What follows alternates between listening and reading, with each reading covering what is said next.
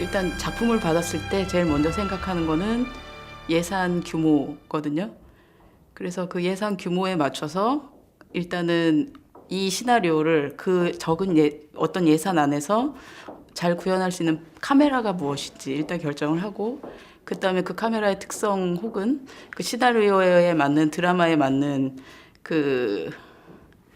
촬영 방법을 좀 고민을 해서 그렇게 해서 이제 영화를 작업을 하게 되는데, 이 경우에는 그 캐논 OD 마크 II를 저희가 리허설, 감독님하고 배우들이 리허설을 할 때 옆에서 리허설을 좀 같이 지켜보고, 그다음에 그 리허설 할 때 그 동선, 인물이 어떻게 움직이는지 동선을 좀 같이 짜고, 그다음에 그걸 토대로 해서 현장에서 약간 동선이 바뀌게 되면은 그 동선에 맞춰서 카메라 이제 두 대를 어느 포지션에서 어떻게 움직일 것인지 그걸 결정을 해가지고 핸들드로 들고 작업을 하게 되었죠. 네. 그리고 일단은 배우들의 그 연기가 더 중요하고 예산이 적고 스텝을 많이 꾸릴 수가 없어서 조명을 좀 최소화하고 그다음에 카메라 두 대를 이용을 해서 최대한 배우들을 따라가는 동선으로 촬영을 하게 되었습니다. 모든 게 다 약속된 건 아니고 대부분은 이제 미리 카메라 포지션이라든지 아니면은 콘티를 작성을 해서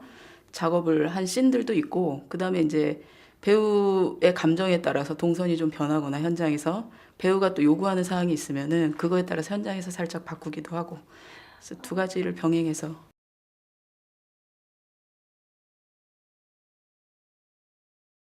일단은 감독 둘하고 그다음에 조 감독 2명, 스텝은 7명, 7명 스텝으로 진행을 했고, 나머지는 8명이야.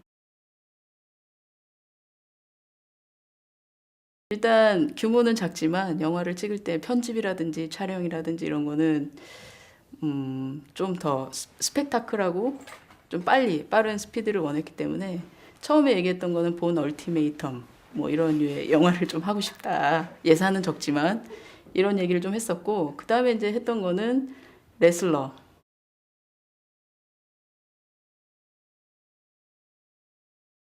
다른 영화를 할 때는 뭐 비주얼적으로 미술이라든지 이런 게 중요하게 되면은 그림이라든지 이런 걸 참고를 하는데, 이 영화는 사실 그 미술도 많이 하는 편이 못 됐고, 그다음에 우리가 있는 여건에서 최대한 활용을 하다 보니까 일단은 현장에 맞춰서 이제 촬영을 하게 됐고, 거의 그림을 참고를 한다든지 혹은 영화를 참고를 한다든지 하는 거는 별로 없었던 것 같습니다.